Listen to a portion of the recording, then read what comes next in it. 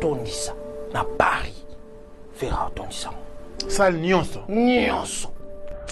na kesu musika so meki na Stade de France baebi rôle Marc Tabo jouer na U Arena on a te U Arena ya nani ya Ferret gola yo jouer rôle kuna ouais beaucoup ba Warrior ba dondo la ki concert wana trop 40 000 yo ndimi pena ba golwa ba ondima bapola omoni mutu ayaka sima azali na avantage ya komona balakino nyonso to elekaki avant très bien siko ngai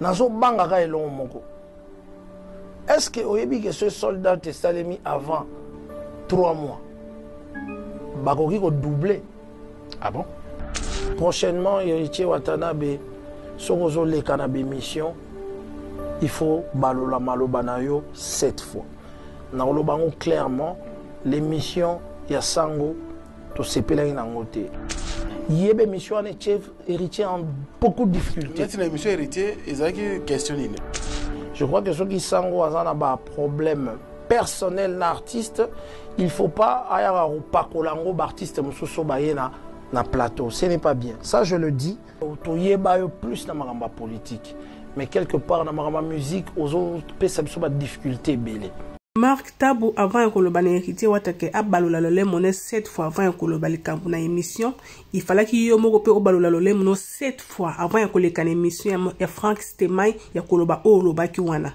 lelo o maloba o yo moko loba ki ekangi yo ki kangi yo ekangi yo makambo nyonso o loba ki pa Frank Stemai orgueil donc lo lendo nyonso osala ki na plateau Mark Stemai wana ekangi yo ki kangi yo na deuxième vidéo sali orgueil on a mona ki kuna na moni yango te alors bande ko tozala brancher sur Glorisia MTTV avant na bande analyse nanga na pesi mbot na ba baso balinga ka Glorisia MTTV mbot pa yeso mi bino et j'espère que vous allez malamu ngawa bino pe na très bien ngolu ya nzambe kaka ndeto salaka ndinga système na biso ce que la première fois nous à visiter Glorisia MTTV ndeko ko bossa na tava ko bima bossa abonnez-vous massivement, likez, commentez et partagez, surtout partagez vraiment link na biso na ba statut na bino à Facebook ya message et à WhatsApp ya motu ya makas po bossa na teza li cloche notification za juste na kona appuyer wana posa na retard te pour manquer pe le côté bandeko na pesi pe merci na ba o nyoso déjà bossa abonné na pesi bino merci na ba commentaire na bino ezala mabeza la malamu na pesi bino merci na ba partage na bino merci vraiment na ba j'aime na bino vraiment zambalo la pambola bino lisusu koleka lelo tozo bla artiste musicien Ferrego là le padre o azana concerné à U Arena o ekotine e lobisi bato belé sali pa makambo belé bandeko alors ngana loba mingi te na kotika biso nyosto landa Marc Tabo ayela ki biso lo lendo sa yela biso lo lendo ke place nyonso fali pour beta Ferrego lo beta ngo Marc Tabo lobaki ke non 40 plus ya U Arena eze loko te za mukie pa ya Ferrego la lelo oyo e comme il Ferrego la nzungu ma famille kola mutu na yo koloba na wata ke non avant koloba abalola le mon cette fois yo fala yo balole mon moko balola wata ata 10 000 fois pour makambo o yo moko lobaka lelo ezongeli yo osala ki biso lo lendo ke yonde na U Arena wana tiba bouquet ferre yonde ngai bali yango na ba fete bandi ko suka kana banda kuna biso yonde ngande U Arena ngande bo sali nyonso fala ko beta faire ko beta ngo moni nde bo faire na erreur faire gola za musicien munena ko ngona biso faire sala makambo na fala sala makambo na bo tika ko obligé faire sala makambo nyonso to o fala sala que sali nyonso lobaki yango sali nyonso fali be akobeta faire gola ko beta pourquoi kaka sali nyonso fali ko beta faire gola ko beta pourquoi pas sali op faire gola ko beta fali ko beta ngo pourquoi pas pona ni fali alanda ka faire te pona ni zala ka faire mutu alanda ka fali bandeko alors non loba mingi to na commentaire mingi to landa biso so ba vidéo bo ça comment brancher sur Glorisia MTTV les émissions moulay bo landa bino bo yoka ba propos ya Marc Tabo chez Frank Stemai o alobaki lo lendo wa sayela hibiso ba Warrior boyo ka paye li susu tango yindele tango fingisi zolo a famille na bango fingisi zolo ke zongi boyo ka inenga mikiti saki pe boyo ka paye susu réponse ya Ferrego la et pas tonton promo boyo ka ngo alors boza la brancher sur Glorisia MTTV to mona des prouesses au Ferrego la sali tango annoncé date na ya Arena billetterie niveau vitesse wana mingbabi du jamais vu la musique congolaise quand même artiste congolais annoncé date na salle et comme Mobondo, et comme dépêchez-vous, les billets partent vite, et tout ça. Donc ça, le réseau surtout qui billets côté comme on a vite ça. Ça là surtout qui ngate. Ngana ibisa ba fanatique ba musicien na sepila bango. Mais avant ba fanatique où exister, ils en a battu ba exister autour na bango. Oui. Ba biso o. Ngate na lobango. Boluka ba image. Na ibisa bino na répéter. Salle nyonso fali a rotondisa na Paris. Faire rotondisa. Salle nyonso. Nyonso. Ah bon? Nyonso. Na kesu musika so bu meki na Stade de France. Salle nyonso. Na Stade de France faire rotondisa. Nyonso na bandeli lisusu. Na loba yango. Bolinga boyoka combien de fois? Na bi salle nyonso. Fallait rotondisa. Faire rotondisa. Vous avez pensé sûr? Ouais. Na loba yango. Donc nous on a besoin mon appelle que faire rigolo 40 000 wana ezeli loko te pa na ye. Te ça que c'est loko te. Te ça dit que azotondisa ngo sans problème. Musique na biso. Tant que nous avons la concurrence na yo. Yebi Congo ti. Oui. Tout ça batu mon boy. So yimuyi azaka pona ye, nga peso na se retrouver kunate na quel côté? Na quel côté? Il n'y a que deux choix. Deux choix. Soit dans awa ou dans kuna. Et bizarrement, kaka bato bayaki na U Arena.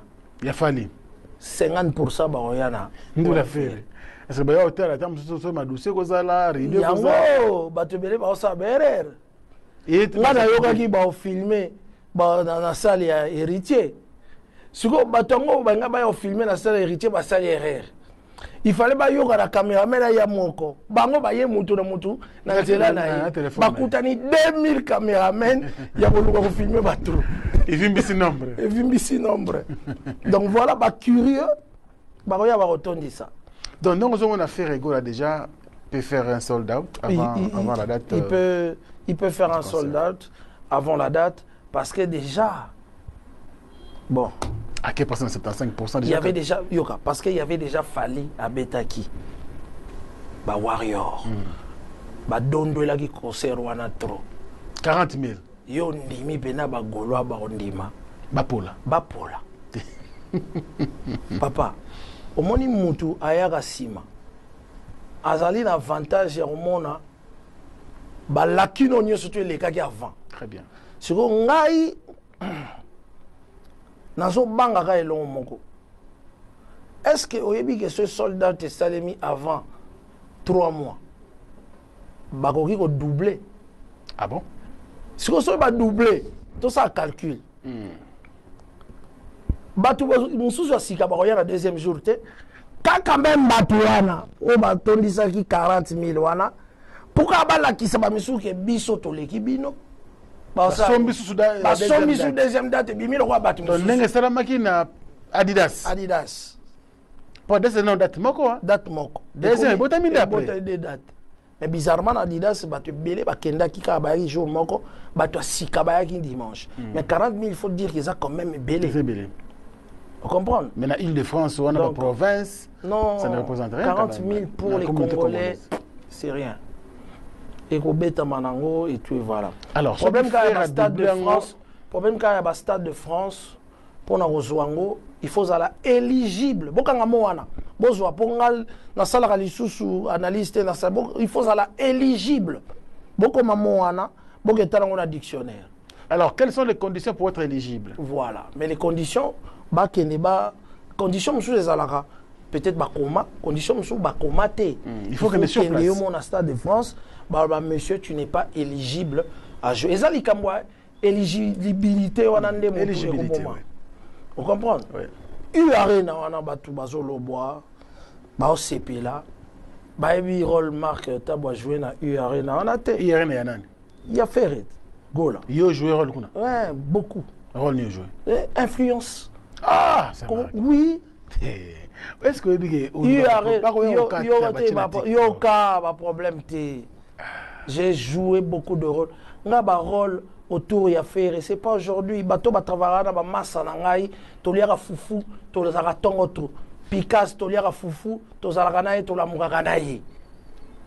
Charles Tabou aza petit na ngai musala sala wana abana ko yiba ba numéro ya téléphone na téléphone na ngai ba musicien Charles petit frère na ngai Charles Table oh batu ba omona aza danger lelo Charles Table il est très fort non mais en Afrique aujourd'hui parce que il est incontournable ba kalo bango ba qualité ba ndako bango ba koti ba administration bango ba koti pour que bazwa arena il faut à la pena solide et voilà c'est pas d'aujourd'hui.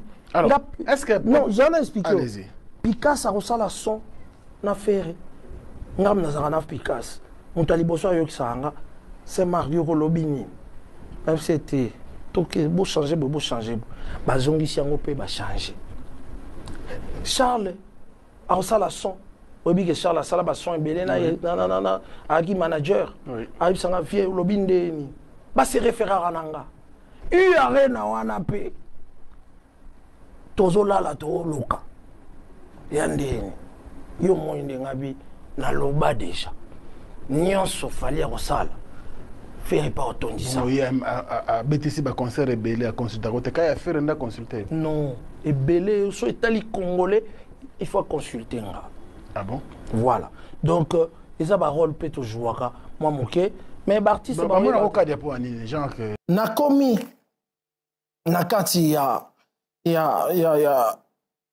Paris na ye pas Charles Tabou na vandi na chambre pour nazaka na fungola na ye na yoki leki nanga azali ko solola na représentant moko ya Live Nation na moko ya orchestre ya Ferregola sujet na bango e bandaki ko inquiétenga parce que ezali koloba sur annulation, risque, je dis bien risque, il y a annulation, il y a concert. Nazeli basi sa conversation, tant basi si conversation, naïe vers Charles Tabou, qui n'est pas le producteur de l'événement, mais très d'union artiste na Live Nation. Natoni leki nangai. Qu'est-ce qui se passe? Naoki bozo loba awa lokolo zo supplier batumoko pour na événement. Charles Talinga Biyaya. Événement autre, bandai sala, eza na risque, il y a annulation. Ngabi risque et annulation. Mbamo na kamwe. Ngabi esa risque annulation ndengeni. A expliquer nga ba détail o na opé Sabino awati. Na tunyo me bosali nini. Alobi yaya. Lettre wana oyo, il y a risque et annulation, ça fait 1 mois, toza na maboko, équipe, nyon surtout, il y a fait répé, baza na maboko, ça fait 1 mois. Gabi, mais, boudouki solution te. Alors, bon, toluka ki to communiquer, to ebisa ki na ndeko moko, disons, to pesa na pesa ki bango bato orchestre, nde, ba ebisa ki na ndeko moko azaka na Londres, yé pasala ki communication, Ndeko Gauthier CIP a salaki communication dans ce sens-là. Et puis, artiste à l'état qui na TikTok pour expliquer ba fan na ye que il fallait ba booster sous ba somba ba ticket. Gabi mais résultat na ngwe salaki nini. Aibsinga rien, la décision est à risque wana et ça a maintenu. Et to tikalika na 1 jour pour que décision wana est en vigueur. Gabi, non. Mais est-ce qu'il n'y a pas une autre solution? Gabi, solution, c'est à Moko. Et ça que Seuil et Mata. Gabi, est-ce que je peux faire quelque chose? Charles Abi, non. Je ne sais pas quoi faire et tout banin. Les qui sont vraiment désemparés dans la situation. Na bimi, na tikié, Pascal Obagi, non, na zonga ndako. Intervenir, Nabi, si c'est seulement pour na batuba qui sa seuil na kei na ba communication neka to ebi ko sala na meka ko booster moi mon public to ba fan ya artiste pour ba somba parce que to kota na kati ya risque wana te nde na bengi David Mombele David ozawapi azalaki déjà na tournage même si David bongisa plateau dans Zaroya on a toza na problème moko ya grave David abi nini na bi nazo koma wana David na ya roebisa na komi na speaker David ezalaki ka David te tozalaki na ba journaliste lokola neti Matope azalaki wana tozalaki na kutaki bato ebele na bureau wana ya Saint-Denis nde tomati tosali émission wana na ba technique on a salaki pour inciter pousser bouger les Gaulois batelema le résultat aussi quand on a sisi na kei et kotipe na ba TikTok bokomi koyoka engouement oyo et komi et salemi na engouement ne salemaki bandeko na ngai lobi nango na tongo mupepeye makasi mupepeye makasi tokomi kozwa ba téléphone ya ndeko nanga Charles azui ba téléphone et uta na Live Nation po ba bisaye que tomoni awa neti mouvement et makasi mais to zela lobi nango totala résultat nini ekozala ekoki ko permettre biso effectivement to sala quelque chose. Même, je veux vous dire, les Kinanga prometabi yaya, soli kambo et simbi, en tout cas, na opesa au cadeau. Tobi to croiser les doigts. Na bengi David, action to sali, to croiser les doigts. Et comme il lobby, na benga les Kinangai, a pesingaka la nouvelle que non, yaya risque et zakaka. Tabi risque zandeni habité. Moussala ki moussala bien, mais seuil et komikakate. Makamba seuil wana tokoloba dabi seuil et komikakate. Nde azalaki vraiment déçu. Ya romona likambo wana ezana na motindo wana azalaki vraiment déçu. Voilà un peu comment j'ai pu intervenir na likambo wana parce que na utaki Kinshasa na ye na kuti likambo wana na intervenir na likambo wana. Mais pourquoi lelo na ye awa bandeko nanga? Na ye parce que makambo komo lobama trop sur internet, spéculation. Mawananga eza yangate parce que to message na biso na mafinga na internet à gauche à droite to koma batuloko à sans organes soko sali kamuke bo ba fingio. Nga mon problème c'est juste que totika na yebisa na bureau boluka bouke émissaire te. Vous avez la vérité avec vous. Bozana ba preuve. Depuis même sokinga la sala qui m'a bé, na pesa qui information wana. Est-ce que jusque là, vous avez pris le soin de penser à tous ces fans au bazako spéculer na internet pour boyebi sabango le pourquoi? Est-ce qu'il y a eu un communiqué bureau pour na boyebi sabatu que ezaboy ba TikToker bazo spéculer. Bah toi Facebook bazo spéculer, bah YouTuber bazo spéculer. Mais la spéculation wana, est-ce que vous pensez aux fans ou peut-être bazala qui touche na likambo wana, babela raba tension, babela raba cholestérol, babela raba glycémie et tout, vous avez pensé à ces gens-là? Pourquoi naza koloba boye? Parce que bato bazo spéculer sur internet. Naza koyoka que sango nde toza komona biso tout toza constater que site ezakola kisa ba épuisement ya ba ticket. Mais bureau, vous savez pourquoi eloko anezo salema.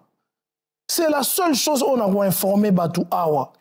C'est juste parce que ezali bazali ko retirer effectivement ni yango razali nango awa totuna ki ba spécialiste na komaki yango na texte awa natalango rapidement bolimbisanga bonne musique ya Congo o biso nyonso tobenga rumba nga Marc Tabou Saint-Marc Tabou na ye po naza na message moko très important ya kopesa plus particulièrement ba Congolais et puis en plus ba Gaulois au bazar dissimulé partout.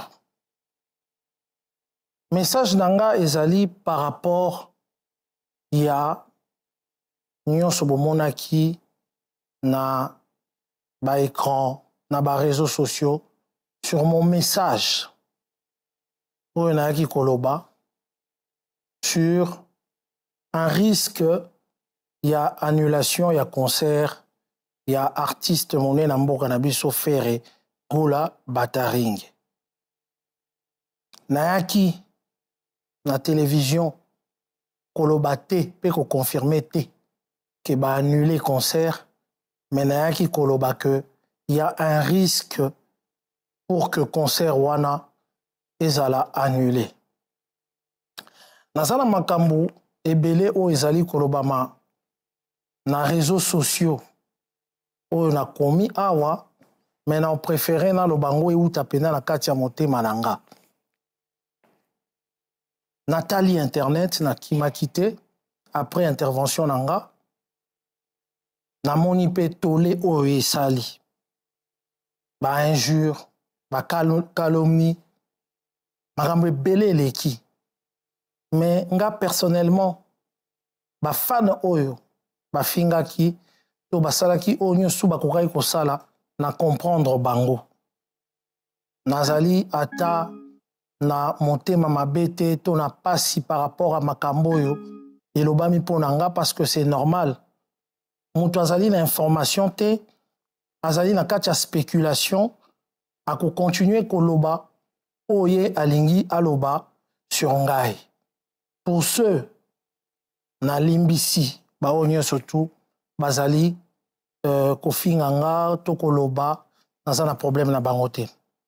Problème na ngai ya makasi ya motuya ezali na bureau ya artiste Ferré. Naye vraiment na pasi mingi. Natala bino peut-être na caméra na ngai ya mibale pour naebisa bino boy. Bureau ya Ferré. Dites la vérité s'il vous plaît na bagolois. Dites la vérité sur la situation où ezali koleka actuellement. Parce que eza inhumain. Ezali ko il faut koza na bomoto na mawa ya komona ba fanatique ya artiste monene bakoma kotambola boye na kati ya réseaux sociaux pour na koluka koyeba ba information. Je vais vous raconter la petite histoire pourquoi nga nayaki kobetela bino lisolo wana. Nautaki Kinshasa nayaki spécialement pour l'anniversaire ya leki na ngai Karine Mokonzi bomonaki na animaki soirée. Dimanche ekomi tobengani nga na leki na nga, je crois dimanche ou lundi, atuni ya yo zongaki leki na nga Charles Tabu. On a précisé bino na bateau yo baza ko spéculer que Charles Tabu azali producteur il y a événement où il y a eu arena il y a fait rigola té.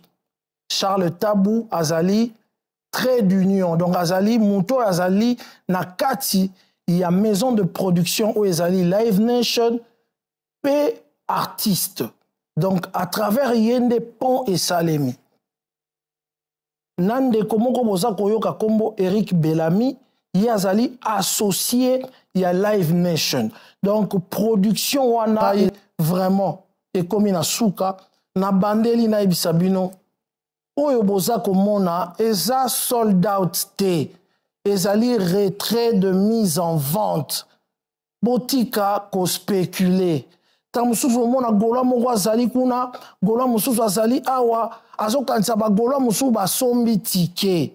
Ce qui se passe dans le site est un constat oyo tomoni na ba spécialiste ba biso non ça ce n'est pas des sold out mais c'est plutôt de retrait de mise en vente et ça komonana auto ça komonana report ya concert to annulation en concert bande konangai oboza kolandanga. Ce n'est pas l'artiste qui est le premier à avoir un concert reporté ou annulé. Même na Michael Jackson a un concert report na annulé, Céline Dion et puis ma condition il y a report d'un concert, to annulation un concert et ça a multiple. Et quand ça a problème il y a seuil. Et quand ça a problème il y a maladie artiste. Et quand ça a problème il y a empêchement. Et quand ça a problème climatique, ba problème est belé. Na kati kaka ya salle wana to na kati ya basale nyonso tu minene otomonaka tomona ba report ebele na bandeli kombo Céline Dion récemment asalaki ba report asalaki ba annulation tozali na ndeko na biso Gims asali ba report 2 ou 3 fois na problème ya seuil le grand Gims qu'il est kaka na même salle. Est-ce que babomaki mutu? Est-ce que babomaki mutu? Gims oyo batu mususu base mokaki na ye a reporté combien de fois pour que Mbaloyo aluka abeta? Bureau s'il vous plaît. Bureau s'il vous plaît. Dites quelque chose aux Gaulois. Bon, il sabango vérité, qu'est-ce qui se passe? C'est vrai que pour le moment, basé en négociation, la partie de l'orchestre et aussi la partie de la production. Mais retenez que Charles Mouanawana azali producteur T. Azali entre producteur na artiste. En tout cas, les Kamunenga qui n'ont pas éclaircissement vraiment et comme na souka na bandeli na ibisabino oyo boza komona eza sold out te ezali retrait de mise en vente botika ko spéculer ta mususu mona gola moko azali kuna gola mususu azali awa azokanisa ba gola mususu ba sombi ticket. Ce qui se passe dans le site eza constat oyo to moni na ba spécialiste ba biso non ça ce n'est pas des sold out, mais c'est plutôt de retrait, de mise en vente. Et ça, comme on en a, autre ça, comme on en a. Report, il y a concert, to annulation en concert, bande konangai, oboza kolandanga.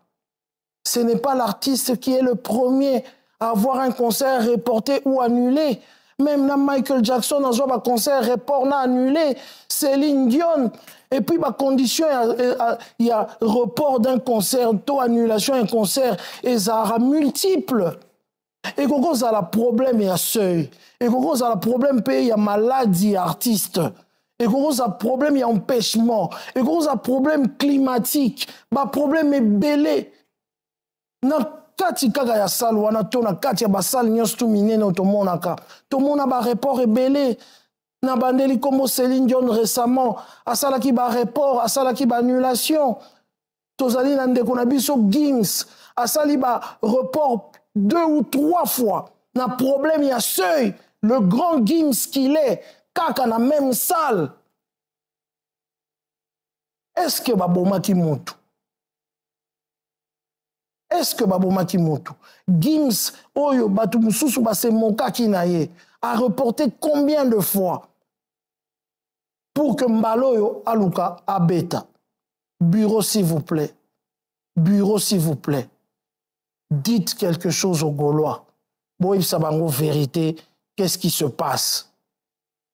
C'est vrai que pour le moment, basé en négociation, la partie de l'orchestre et aussi la partie de la production. Mais retenez que Charles Mouanawana azali producteur T. Azali entre producteur na artiste. En tout cas, les Kamunenga qui n'ont pas éclaircissement en parce que intervention, il y a Marc Tabou, surtout la dernière. Et qu'on peindre les bureaux, il a fait rigola, ou encore l'artiste fait rigola, comme si ces derniers ne seraient pas en train de dire la vérité à l'opinion. Voici ce que Charles Tabou n'a pas dit à son frère Marc Tabou. Yaliboso, projet, il y a le 26 avril 2025, fait rigolo na You Arena. À titre de rappel, Ezali coproduction entre les labels Ferrego Prod et la Yango Bozomo Nae, Azo continuer co insister bureau et affaires, communication et affaires. Chers amis, quel est cet artiste sérieux? Ozana obstacle naba co-organisateur. Oyo bazo manipuler balingi ba exploiter yo. Qu'est-ce que voulait Marc Tabou? Lorsque Charles Tabou est revenu à 3 semaines, avec l'intention de revendre les projets au meilleur offrant. Menacer Ferregola de l'annulation. Que Ferregola vienne de dire aux Gaulois, non, les Gaulois, il n'y aura pas concert, Charles Tabou me menace. Non. Ce qui fait la tika qui a niveau, Ferregola aurait perdu 2 fois. Il aurait perdu la date et la crédibilité na Yu Arena. C'est pour ce que Ferregola n'a pas voulu communiquer directement aux Gaulois dans ce sens pour travailler d'abord la crédibilité de l'artiste auprès de la salle.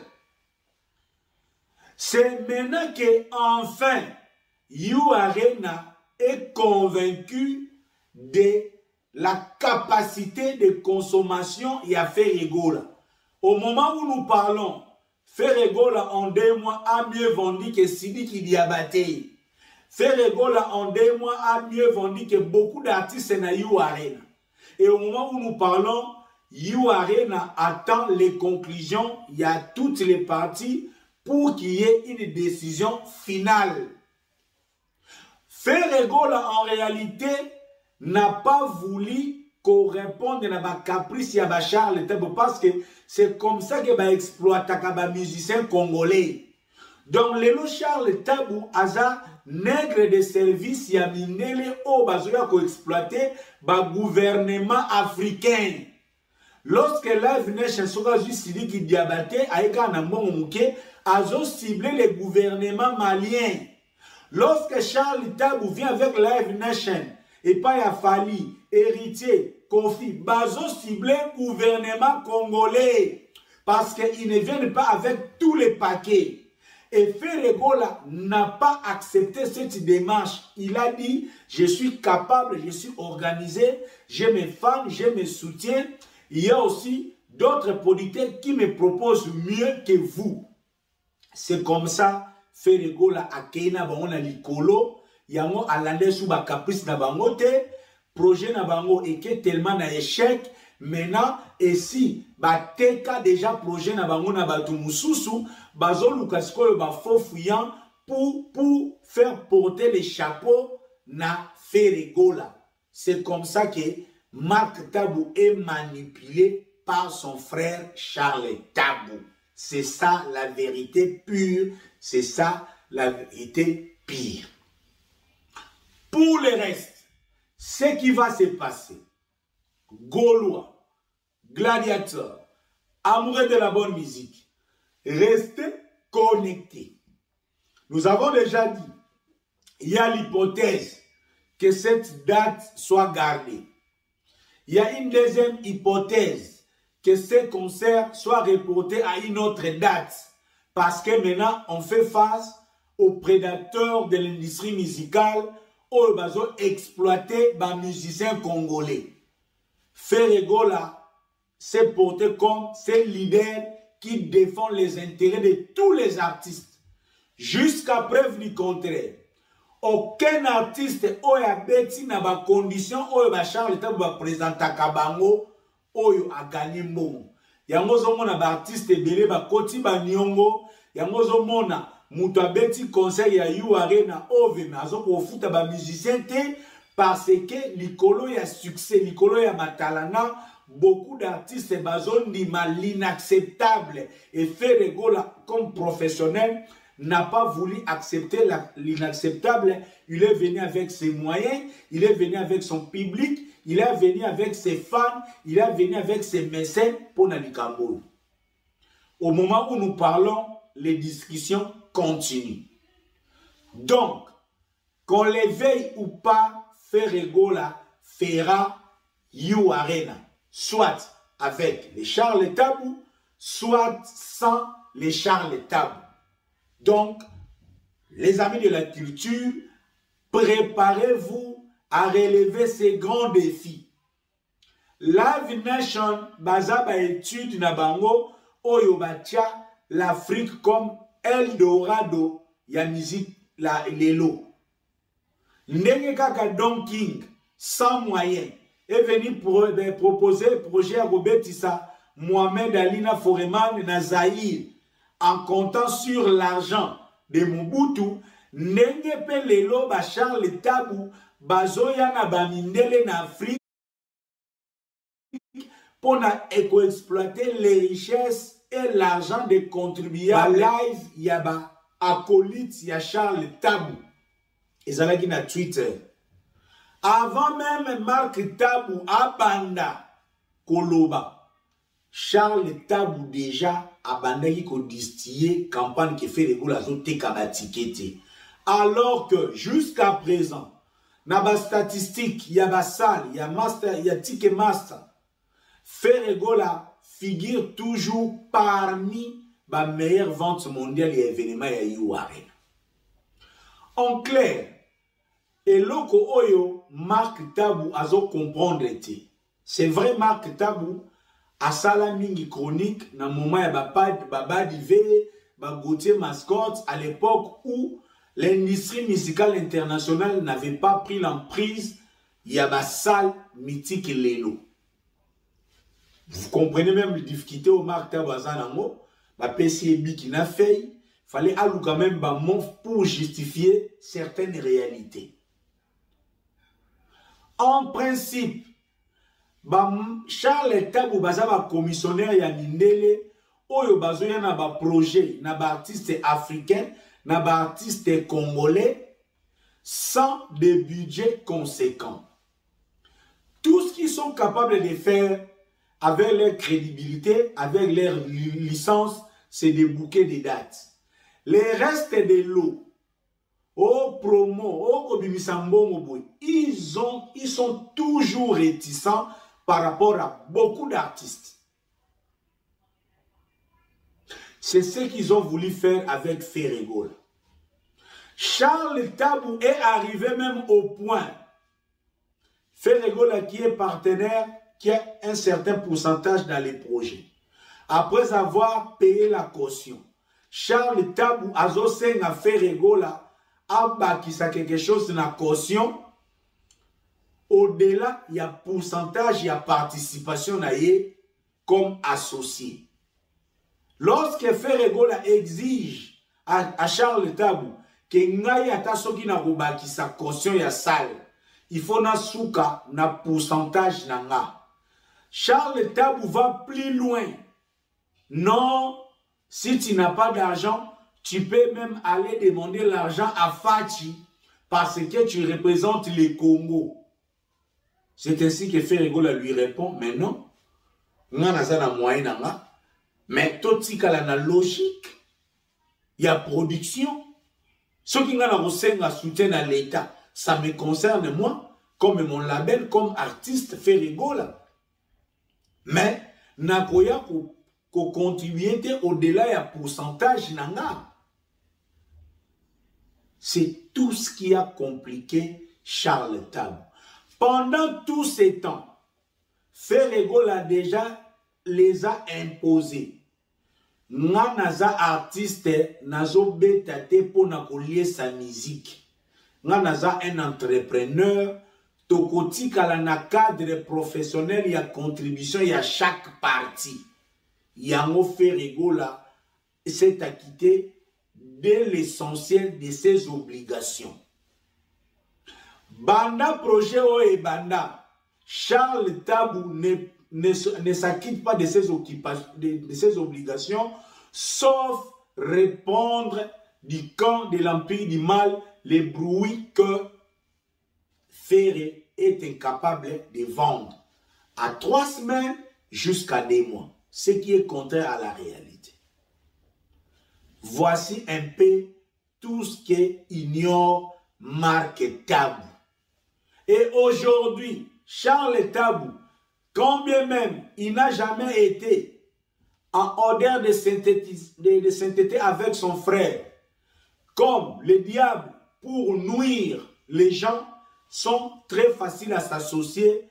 Aujourd'hui, Charles Tabou se rabat sur Marc Tabou pour nuire l'image de Ferregola, pour que l'opinion comprenne que, à leur manière, que Ferregola n'est pas consommable à la place parisienne. Le jeu qui est favorable à son poulain, Fally Ipupa. On apprend même que l'autre partie, les co-organisateurs,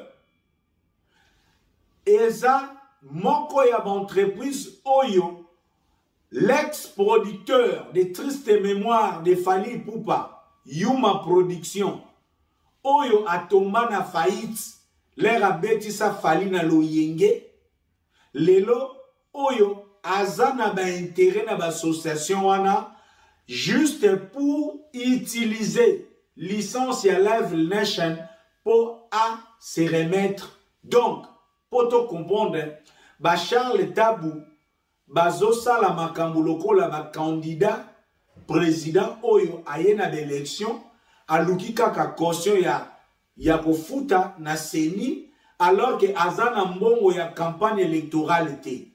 Pour que lobby a se placer, ba solliciter ye, a te ka position na ye. Donc, en termes clairs, Live Nation et Charles Tabou ont voulu profiter de l'aura y a fait Regola juste pour avoir une date en lumière et un artiste en lumière pour après revendre ses projets au meilleur offrant. C'est ce que Charles Tabou a bételi Marc Tabou. Marc Tabou également, amateur qu'il est, naïf qu'il est, après avoir koyoka version ya Charles Tabou sans traiter l'information. Oui, Charles Tabou est une bonne source pour Marc Tabou dans cette situation. Mais Marc Tabou n'a pas agi comme un professionnel pour avoir la version de Ferregola. Et c'est pour ce qu'il est venu au grand public pour soutenir la version de Charles Tabou qui est entré aussi, il a manipulé lui-même Marc Tabou. Charles Tabou manipule Marc Tabou. Et l'intérêt de Marc Tabou na makambo ezani, comme il n'a jamais eu de contrat jusque-là au Penabaye Marc Tabou sa la promotion, il veut se présenter comme un expert en communication. Avec certains anciens communicateurs, il a fait Regola. Pour condamner la communication qui a été mise en place. Pour que l'opinion ait sa raison, n'a certains anciens communicateurs y a fait pour dire que voilà, Ferregola, vous étiez mal parti, la communication n'était pas bonne, voilà, c'est pourquoi on annule, il faut à la prochaine faire revenir Fionton, c'est Fionton qui faisait du bon travail. Dans le lancement et projet, entre la partie Ferregola Prod et la partie Live Nation représentée par Charles Tabou, c'est lui la partie qui a posé les actes de son obligation jusque-là, Ezakaka Ferregola. Live Nation, comme producteur au lancement du projet, Ache affiche na parité, Ache affiche électronique na Champs-Élysées, a bouquet, ba radio te, la promotion et artiste, rien jusque-là n'a été fait. Mais lui qui a la responsabilité, entre autres, de faire la promotion à l'extérieur, qui n'a posé aucun acte, revient auprès de Ferregola pour lui reprocher que les tickets ne seraient pas bien consommés sans en emporter les statistiques. Ferregola, en professionnel, Ayoki Yango, à Kipete, à Lobby, nous avons encore 7 mois et demi. Moi, je fais ma part. Ferregola Sali Makamde Toloba qui a signé ma contrat, il y a premier niveau, parce que Ferregola avait prévu d'abord de commencer à major. Il y a quelques plateformes, il y a Congolais. Après, en 2025, Alingaka Kitasusu Tito Kende. Il y avait eu un planning, il y a ça là-bas. Vraiment, la famille, qui biso bien, tonton promo ndenge alobi ndenge expliquer donc pour na biso dokolo ba réponse oyo ba yeko pesa na Mark Tabu na Charles Tabu bandeko pour nga na moni nga mabete na explication na ye mais o nga nazo mona mabe na ngamu ya artiste ezaka ke no azolinga ko sala mieux que fallait so lingo sala mieux que fallait sala ngona ndenge na place sala toujours na sima fallait sala loko faire ina sima donc ba fanatique ya faire ba ye ba bisi faire sala ngo fallait pas sala ki yango e beta ngo double pour fallait beta ko moko poto le kabango likolo ya ko sala pour le ka fallait oyo sala ba erreur moko boy oyo ele matisa o ekokitisa sous carrière no na se yo arena wana 40,000 places pourquoi pas beti kaka obeti mbala mo likambo style mais yo lingo sala ngo double Mark Tabu aye a ici biso que non frère go la qualité ça la sort dans 3 mois ça la sort out après à la deuxième date après on connaît sous na Stade de France car pour fallait le baki Stade de France donc ce qu'il fallait à le baki comme Stade de France té et bagola bagaki ba obligé faire abet Stade de France té donc nyonso fallait azo sala bozo linga bolanda pourquoi kolanda mututi na niveau wana fallait aza fali faire mon dans la carrière na ye pourquoi kolanda mututi na niveau wana bandeko vraiment ça passe hein bino bato média donc fallait reporter ba concerné Amérique bo bima ki bossé ki bo pesi fallait ba combo ba concerné stérile mais bo bossani ke fallait wana aza le seul musicien o abeti ba concert belé na année prochaine azo banda sous na mois janvier koleka ba musicien nyonso ya Congo wana fallait beti ba concert belé makasi mais tant à reporter ba concert bo ya bossé ki bossé lango ba live bo pesi ba combo et lelo autant ko bina ngam na bino ki ba concert ba ezana mission c'est ko reporter boy comme c'est ça que non ba Jennifer Lopez ba reporter ba Gims tout 3 fois la même salle à reporter mais tant fallait reporter pourquoi boy ko sekai pourquoi boy ko seka fallait un reporter ki bo moni siko ke bino bobi bimisi na poisa bobi bimisi na poisa ke bolinga fallait te bobi bimisi na poisa ke bolanda nyo so fallait salaka donc so fallait yeli bisu sali mususu bo tika wana bolandi su sali o fallait yela bino c'est que fallait peut-être aza guide ya 5e génération toloba donc depuis ça bino bondima ngo te ponyo so fallait sala bino bolinga toujours bolanda yango pourquoi pas petit concert na oka une fois na yo arena non lingo beta double pose la question yo beta ki double le ki fallait comment ça passe bandeko likola kolanda fallait yo sala lo mo boyelo matisa we kitisi na si et si yo na miso bato comment ça passe bandeko alors pour na suki na vidéo le to monani à la prochaine fois soki yesu masi azongi na nte bye bye.